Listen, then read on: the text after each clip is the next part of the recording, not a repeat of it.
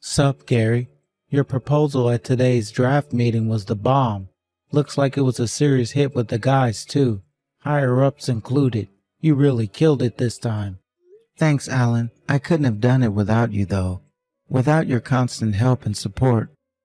That proposal would have never been submission ready. I seriously doubt I could have done all of this on my own. Don't give me too much credit. All I did was get some documents together.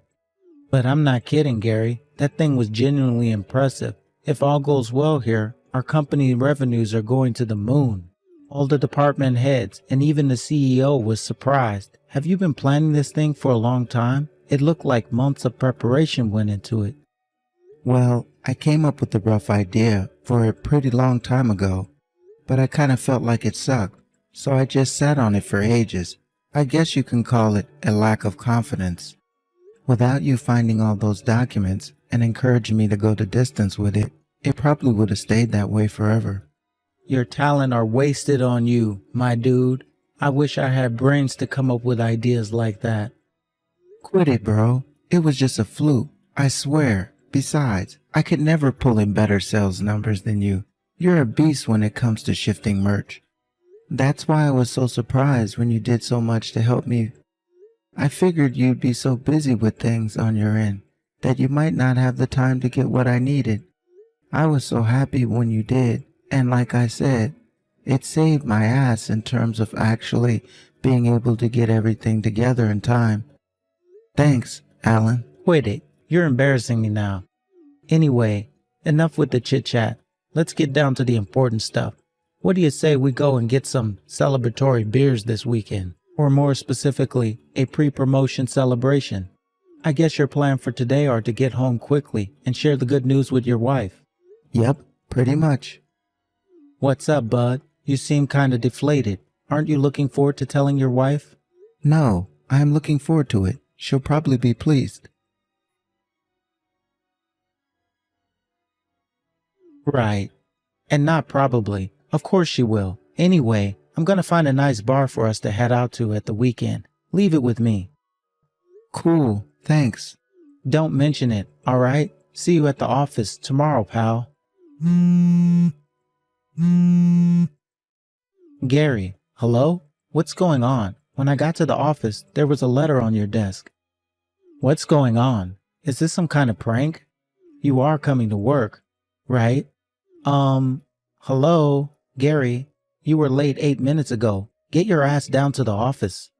It's not like you to skip work. Wait a sec. No way. Is this stuff written in this letter for real? About your wife threatening to divorce you if you come to work? I just assumed it was some kind of prank, but I guess you really aren't here. Hello? You're worrying me now, buddy. Can you see my messages? Is something wrong? Respond when you see these messages. Is this Alan? It's Gary's wife. There's something I need to talk to you about, Alan. Gary's wife? It looks like he didn't show up to work today. Did something happen? Yes, that's what I was hoping to talk to you about. I need to ask a favor of you. You'll find his letter of resignation on his desk. Would you mind taking it out and handing it in to the appropriate person? The appropriate person? I'm not sure exactly who that is in this situation. Do you mean the president? Yes, my husband's going through some mental health issues at the moment, and he's far too anxious to be at work. So please, Alan, we're counting on you. Whoa, hang on a sec, would you? How could you expect me to hand in Gary's resignation to the company president without even hearing from the man himself, whether that's actually what he wants? This is a big decision, and it's not something that can easily be undone if I do it. Are you really Gary's wife? Yes, I am. Can't you read or something? That's what I just told you, isn't it? Sure, but with all due respect, I'd just be taking your word for it. That's not enough for me to make a judgment on this. Besides, why does Gary want to resign in the first place? Things were going so well for him here. He wants to resign because he doesn't want to carry on working there, obviously. That is generally what resignation means, you know. After all, your company is full of brain-dead morons, isn't it? The only reason I'm able to message you now is because Gary gave me your number. How else would I have gotten it? Would that not have been obvious to you if I didn't say it? Thanks for proving my previous statement about the average IQ at your office. Even still, I can't go ahead with something so major based on a sudden bunch of messages from someone I've never met. I don't care what you say. You can be as rude, arrogant, disdainful towards me and the people at this company as long as you like, but I won't be handing in Gary's resignation on his behalf. If he wants it handed in so bad, tell him he needs to come in and do it himself. Goodness me, just how much of a brain-dead moron are you, Alan? It's precisely because he can't do that we're messaging you, Einstein. My patience is wearing thin with you now. Will you hurry up and do as you're told before you and me have a falling out? Why can't he do it himself? At the very least, he must have came into the office first thing this morning, before anyone else, right? To put this so-called resignation letter on his desk. My husband doesn't feel up to seeing anyone right now. He's too anxious. It doesn't take a genius to figure out he must have been having some kind of trouble at work. Could it be perhaps that someone there was bullying him and made him stop wanting to do his job? No, absolutely not. I can categorically state that that's not what happened. Everyone here loves Gary, higher-ups and workers alike. That goes for the guys in our department and the company as a whole. I've never heard of him being involved in any trouble here. Zero. Zip. Everyone loves him? Now I really have heard it all. You don't have to try and cover for him. I am his wife, you know. I know everything. And what's that supposed to mean? That he's a useless, good-for-nothing social misfit who's no good for anyone for anything. Go on, admit it. I bet he causes trouble for you all at the office pretty much every day, doesn't he? Don't hold back. You can be honest with me, Alan. I'm sure you know it would be in everyone's best interests if you helped him to quit. What the hell? Are you sure you're not making some kind of misunderstanding here? We cannot be talking about the same Gary. Sure, maybe he's not the most proactive when it comes to suggesting new ideas or pushing things forward, but when it comes to the fundamental understanding of the way things work here and the mechanisms behind our business strategies, there's no one more knowledgeable than Gary. Not just that, but ask him a question and he'll explain in detail until he's sure you understand absolutely everything. He often picks up on things the boss says during meetings that most of us miss. Then he'll go around the office afterwards making sure everyone understood. I guess that's what I'm trying to say here, is that you're wrong.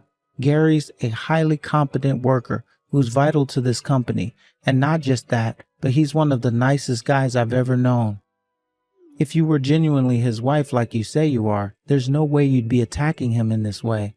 No, dear, like I said, the only reason you've fallen for Gary's trickery is because you're a pea-brained moron with an IQ lower than my shoe size.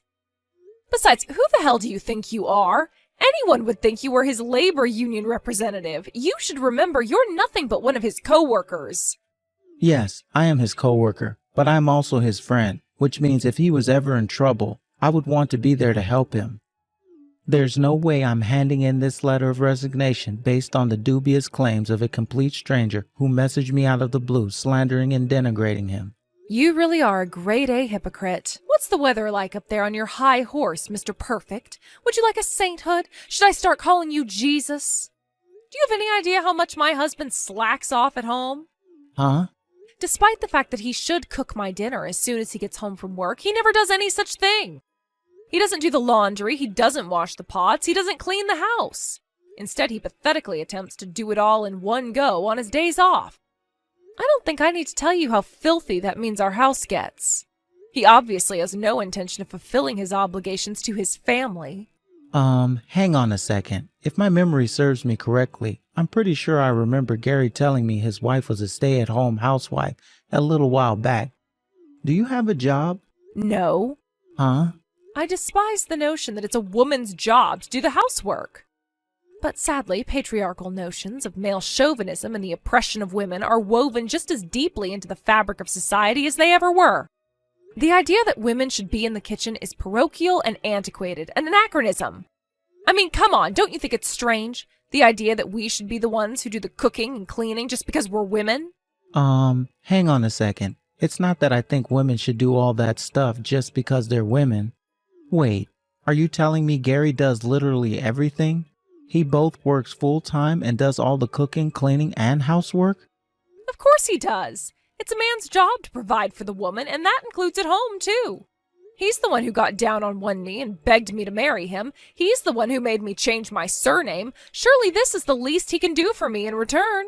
Forgive me for asking this, but are you forcing your wife to do all of the housework? No, I'm still single. I knew it. How did I know? You must give off single energy. With old-fashioned ideas like yours, you'll never find a girl who wants to marry you. Me, I wouldn't want a man who thinks like you if you paid me $1 million. It looks like the conversation went a little off track. For the time being, would you just tell Gary to get in touch with me when he can? I'd really like to discuss what happened today with him directly. I'm afraid that's not going to be possible. You see, Gary's phone broke yesterday. All right. Well, can you tell him to stop by my house then? I can't do anything without hearing what his wishes are in all of this. Not happening. Excuse me? Why not?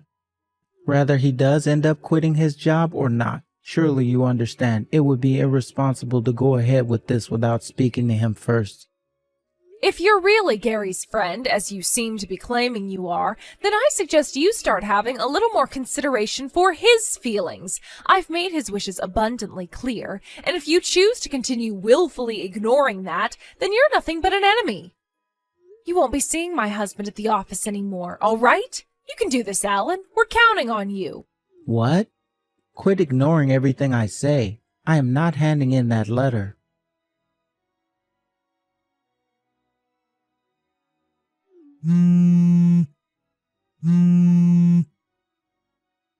Did you just block me? What the hell? Hello? Can you see this message? Alan, are you awake? Gary? Is it really you? Yes. Sorry to message you at this time. It's fine. Don't sweat it. Gary, are you okay? What the hell happened? And what's going on with your wife? Forgive me if this sounds rude, but dude, she seems kinda nuts. I'm fine. I'm so sorry, Alan. When I told my wife I might be in line for a promotion last night, she flipped out and smashed up my phone. That's why I couldn't message you myself. She did what? She finally fell asleep a few minutes ago. I'm messaging you from my work-use computer. I'm so sorry for all the trouble she caused you. Bro, I feel awful for everyone at work having to deal with me not being there on the fly like that too. Don't sweat it, Gary. Really, it can't be helped. But dude, are you really quitting the company? Yeah. She said if I don't quit the company, she'll divorce me. Wait, what? Hang on.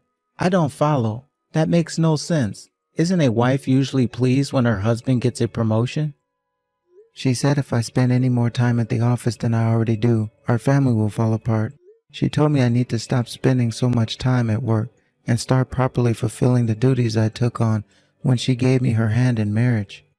She probably thinks if I get a senior position at the company, my hours will go up and she won't be able to boss me around and bark orders at me at my house as much. What the hell kind of twisted, messed up logic is that? I guess I could understand a woman feeling anxious about the prospects of her man spending more time at the office, but not for a reason like that. I mean, what the hell? What are you gonna do if you quit your job? Sylvia said I'm going to start work at a company of her choosing. The bottom line is that I'm on strict orders to quit my current job as soon as possible. So what's it gonna be? Are you gonna do as she says like a subservient little lapdog with no will of his own? Are you seriously gonna tolerate being treated like this? I get where you're coming from, but Alan, she's the only woman who would marry someone like me. I'm scared of being alone. It was always my dream to get married. I can't bring myself to throw that away now that I finally have it, especially after I worked so hard to get it. I want kids too. Besides, Sylvia is great when she's in a good mood. It's not all bad, I swear. So you're gonna spend the rest of your life walking around on eggshells, terrified of doing or saying the wrong thing and never able to truly speak what's on your mind. Are you gonna just do as she tells you for eternity? I didn't want to say this, but you're pretty much her slave. What? It couldn't be more obvious to me that she looks down on you. The way she spoke about you made it seem as though you were nothing more than a piece of dirt on the bottom of her shoe. Like you were her plaything, to be tossed around, controlled, and manipulated as she sees fit. There's no way she treats you with respect and decency at home. I just know it. Go on, tell me. I'm right, aren't I? Well, I guess you are, but I only have myself to blame. It's because I'm not working hard enough. Even though you work full time and do all the cooking, cleaning, laundry, and housework entirely on your own, what exactly it would take for your effort to be enough? What more could you possibly do? I'm single, so it's not like I can claim to be an expert on any of this, but I do know that marriage isn't about one side bearing all the burdens on their own. It's supposed to be a team effort, Gary. What happened to caring for each other? What happened to respecting and being considerate towards each other? Surely that's what married life you imagined for yourself looked like, 'cause I know for sure it didn't look like the one you're living. Tell me, Gary, are you happy? I don't know. I always thought I could make things better by working harder. I see. Listen, I won't say anything else on the matter. I've said my piece. It's your life, and these are your decisions to make. But if you're gonna quit the company, then you at least hand in your resignation letter yourself. All right, got it. If you ever change your mind and need my help, I'll be there in a heartbeat. Whenever, wherever, rain or shine, I have your back, bro. See you later. Hey, Alan, hang on a sec. Do you really think my proposal has a chance of making it? Huh? If you ask me, I think there are a bunch of things wrong with it. It's unpolished and full of flaws. No. You're thinking about this the wrong way. Those aren't flaws. They're points for improvement. If there are things that need working on, then all we need to do is have the necessary discussions and work on them.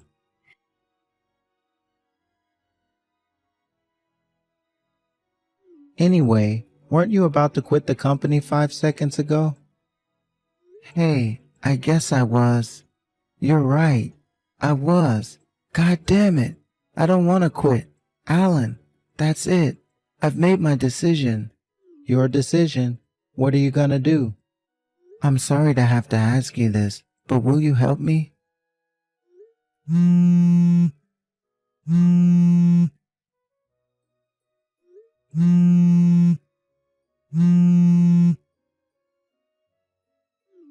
Gary, where are you right now? I see you finally woke up then. Good morning. Today was a late one, huh? I just asked you a question. Answer me. Where the hell are you? Where am I? I'm at work, of course. What? But you promised me you'd never go again. When I woke up, all of your things were gone. I don't understand. You've got some serious explaining to do. Alan let me leave my stuff at his place. What? Whatever. Cut the crap and get your ass back home right this instant. You promised me you wouldn't go to the office anymore. You lied to me, you despicable traitor. I didn't promise you a thing. You decided that on your own with no input from me. Besides, I won't be coming home anymore. I already canceled the contract with the landlord. You have until the end of the month to find someplace else to live. What? What the hell are you talking about? What utter nonsense! Do you seriously think I'm going to tolerate you breaking your promises like this? I'll divorce you. I swear I will. Okay, divorce sounds good, huh? I can't take being with you anymore. I've reached my physical and emotional limit with your selfish, domineering behavior. You pick fault with literally everything I do. You launch into a vile, humiliating triads of abuse against me on a daily basis. What exactly was I to you? A housemaid? Your personal ATM? Your slave? I don't know what you wanted. But one thing for sure, it sure as heck wasn't a marriage. That's why we're finished. It's over. We're done. What? No. Oh, please don't do this, baby. Just wait a second, okay? Let's not do anything brash in the heat of the moment. What are you talking about? Why would you come at me with all of this stuff all of a sudden? It's like you're a different person. It's not all of a sudden. I was just deceiving myself into believing you weren't a vile, abusive control freak for a very long time. I convinced myself I should keep my mouth shut and tolerate it because I loved you and wanted our marriage to work. But then I stopped and thought about it, and that's when I realized I never married you to live a life like this. What the heck is this crap? Just how dumb and irresponsible can you be? Am I speaking to a child? Adults don't just give up the moment they don't get their way. That's how 3-year-olds behave. Quit throwing your toys out of the stroller and suck on your milk bottle for a while. It'll help you calm down.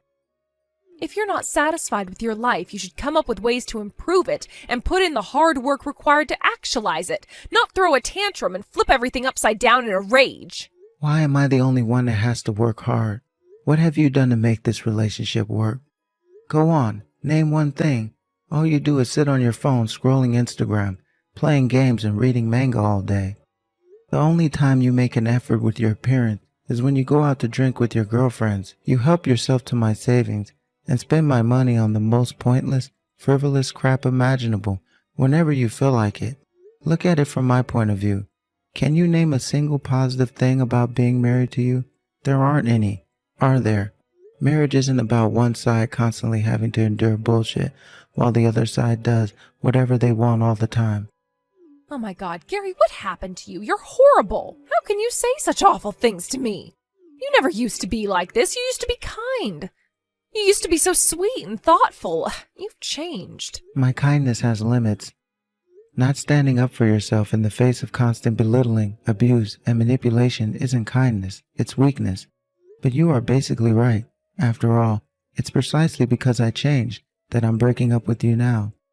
It was thanks to my workplace and certain amazing coworkers that I finally realized what I needed to do anyways. I'll be sending you the signed divorce papers to your parents' house tomorrow. See to it that you get it handed in with your signature on them before the end of the week. No, wait, please. Are you just going to end things without even talking to me first? How could you be so irresponsible? You're the one who drove me to this, Sylvia. Not only that, but you completely refused to work and forced me to keep on top of literally everything at home, even though I was working full time. Why do you think you get to force me to do your bidding, like some kind of slave, while you slob around on the sofa all day, eating potato chips and endlessly scrolling on your phone?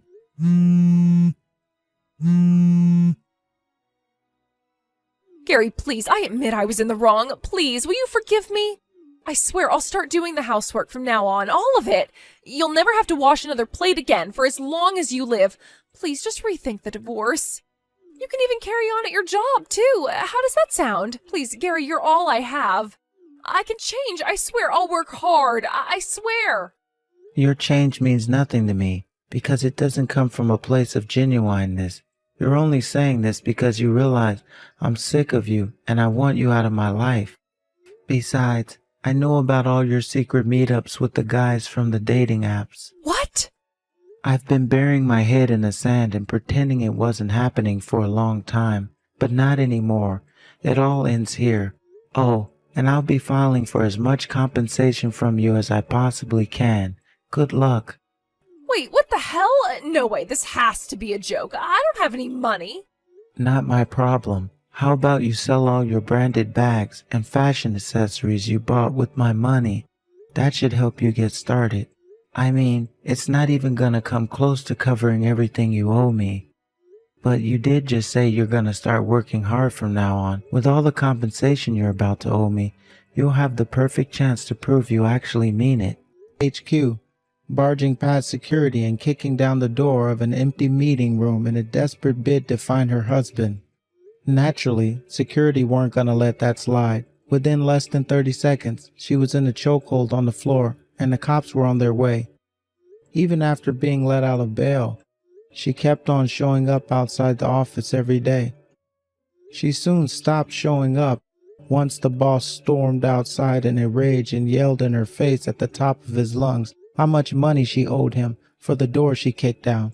Gary's divorce went by without a hitch thanks to all the proof he had of his wife's cheating, not to mention the mountain of chat logs demonstrating what an abusive control freak she was. In the end, Sylvia was ordered to pay him a hefty sum in compensation.